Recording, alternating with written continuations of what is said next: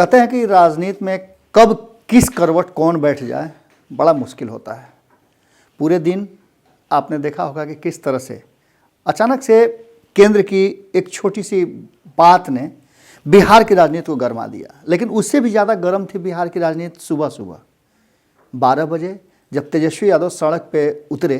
तो उससे पहले कई तरह के कयास और कई तरह की बातें लगाई जा रही थी, कही जा रही थी कि आरजेडी है, उदंडता हो तो होगी, लेकिन बिल्कुल ही शांतिपूर्ण ढंग से बदली हुई राजद नजर आई। कहीं ना कहीं कल जो मानव श्रृंखला हुई थी, अब इस मानव श्रृंखला को लेकर के विपक्ष के पास बोलने के लिए बातें कम रह गई थी। तेजस्वी यादव आरजेडी को और महागठबंधन को एक नए रास्ते की तरफ लेकर के जा रहे हैं, जो रास्ता कठिन तो है, पर इतना तय मान के चलिए कि उस रास्ते पर अब आपको पिछली वाली बातें नजर नहीं आएगी। उन्होंने संदेश तब दिया था जब वो विधानसभा चुनाव के समय में नई आरजेडी को लेकर के आए थे, जो तेजस्वी की आरजेडी थी, लालू वाली नहीं थी। लालू का तस्वीर तक गायब कर दिया था। जो परिणाम आए, भले उसके जो भी नतीजे हों, लेकिन नतीजों से ज्यादा तेजस्वी यादव ने अपने आइडियोलॉजी और जगतानंद सिंह का मार्गदर्शन, ये दो चीजें उन्हें बहुत ही रास आई। बदली हुई आरजेडी बहुत कुछ बदल रही है। बार बार नीतीश कुमार को झटका देना, नीतीश कुमार को हल्का सा उस्का करके अपने रास्ते निकल पड़ना, ये नई आरजेडी और महागठबंधन की एक नई शैली है। आपने देखा होगा कि मित्र भी बदले हैं। मित्र बदले हैं का तात्पर्य ये नहीं कि पार्टियां बदली हैं। मित्र बदले हैं का मतलब है कि कांग्रेस से और वाम दलों से जो महागठबंधन के साथी हैं, उनमें से कुछ नए चेहरे देख रहे होंगे आपकी तेजस्वी के इर्द गिर्द अगल बगल में चल रहे हैं, और जिनकी शैली और वाक्पटुता बहुत अच्छी है, इसमें कोई दो राय नहीं है। और यही वो बात है जो कहीं ना कहीं महागठबंधन को एनडीए से थोड़ा ऊपर करता है। सत्ता में भले आप कोई हो, लेकिन जिस तरह के फैसले संयुक्त रूप से लिए जा रहे हैं और जो कल देखने को मिला, बदली हुई राजनीति, बदली हुई आरजेडी, बदला हुआ सब कुछ। नीतीश कुमार से जब प्रश्न पूछे गए इस पूरे कार्यक्रम के दौरान जो कुछ भी हुआ उस पर, तो उन्होंने कहा कि अच्छा है, लोग अब मानव श्रृंखला के महत्व को समझ गए हैं, हमने ये स्टार्ट किया था। ये बात बोलते समय एक बात फिर उनके हाथ से छूट गया।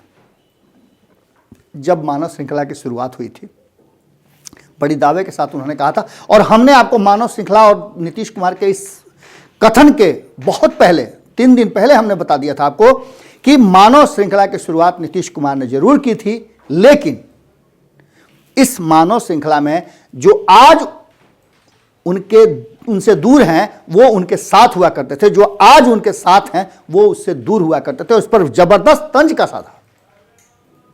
जब मानव श्रृंखला की शुरुआत शराबबंदी को लेकर के पहली बार हुई थी, तो आरजेडी उनके साथ थी, और मैंने यह भी आपको बताया था, भारत लाइव में आपको पूरी इसकी कहानी बताई थी कि क्या कुछ हुआ था। उस समय भारतीय जनता पार्टी नीतीश कुमार के विरोध में खड़ी थी। अब हम जिस मुद्दे को लेकर के आपके सामने आए हैं कि एक बार फिर से तेजस्वी यादव ने नीतीश कुमार को डोज दे दिया और हैवी डोज दिया है। यह हैवी डोज, आप आगे बढ़िए थोड़ा सा, जब 4 डेग आगे बढ़ेंगे तो बगल में बंगाल है, और जब बंगाल में प्रवेश करते हैं आप, तो वहां भाजपा और तृणमूल कांग्रेस ही नजर आ रही है।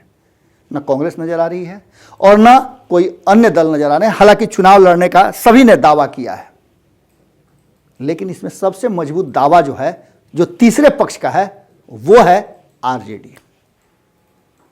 आरजेडी ने जब जब राज्य से आगे अलग चुनाव लड़ने का मन बनाया है या लड़ा है, तो चर्चाएं तेज हुई हैं। झारखंड की बात उठा के देखिए ना आप।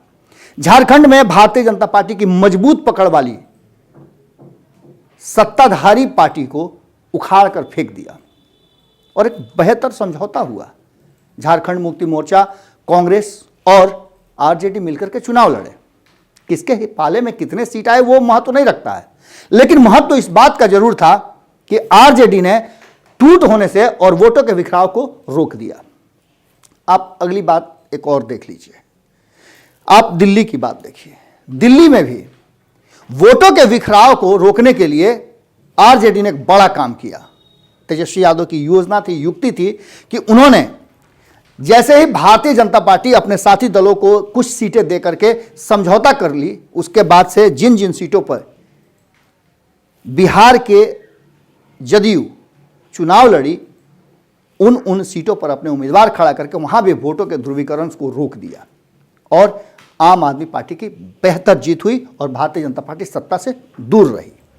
एक बार फिर बिल्कुल वही चीज, चाहे जितनी भी तैयारियां हो, लेकिन भीतर ही भीतर योजनाएं बड़ी जबरदस्त बन गई है। आपको एक और महत्वपूर्ण बात बताते हैं जो भीतर की बात है कि बहुत सारे ऐसे लोग हैं, बहुत सारे ऐसे नेता नए नए आ गए हैं जिनको प्रशांत किशोर ने कभी तैयार किया था।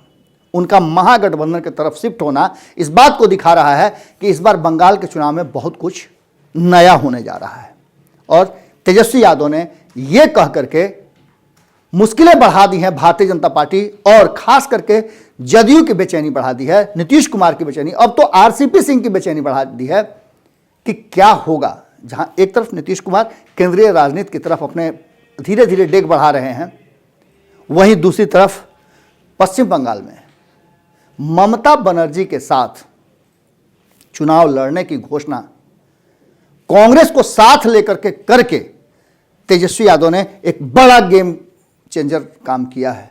और अगर यह संभव होता है तो आप मान के चलिए कि जिस तरह से दिल्ली और झारखंड में भारतीय जनता पार्टी छटपटाती रही अपने साथियों को लेकर के, इस बार भी स्थिति बंगाल में बदल सकती है। और बंगाल की जो स्थिति बदलेगी तो आप इतना मान के चलिए कि बंगाल के परिणाम का बिहार में बड़ा व्यापक असर होना है। और इस असर को आप किस तरह से देख रहे हैं, यह नजरिया आपको तय करना है। बिहार का भविष्य बंगाल पर बहुत हद तक टिका हुआ है। आपने देखा होगा कि संपादक नमन मिश्रा जी लगातार इस बात को बोल रहे हैं कि पश्चिम बंगाल के चुनाव और बिहार का भविष्य दोनों एक ही पलड़े पर है। हालांकि उन्होंने तो बहुत पहले कह दिया था कि जो सरकार 2020 में बन रही है उसकी एक्सपायरी डेट पहले ही तय हो चुकी है। क्या कुछ होता है ये तो भविष्य के गर्भ में है, लेकिन कहीं ना कहीं एक हैवी डोज जरूर नीतीश कुमार को तेजस्वी यादव ने दे दिया है। जिस बच्चे को कहा जा रहा था कि उंगली पकड़ करके नीतीश कुमार ने राजनीति में प्रवेश कराया था, अब वही उनके लिए बड़ा चुनौती बन गया है। जुड़े रहें भारत लाइव के साथ, खबरों का सिलसिला लगातार जारी है। अगर आप सच्ची पत्रकारिता और इस तरह से खोजी पत्रकारिता को आप सपोर्ट करना चाहते हैं और कर ही रहे हैं तो आप हमें सहयोग करें। यूपीआई नंबर दिया हुआ है, इसमें आपके द्वारा भेजी गई हर राशि हमें स्वीकार है।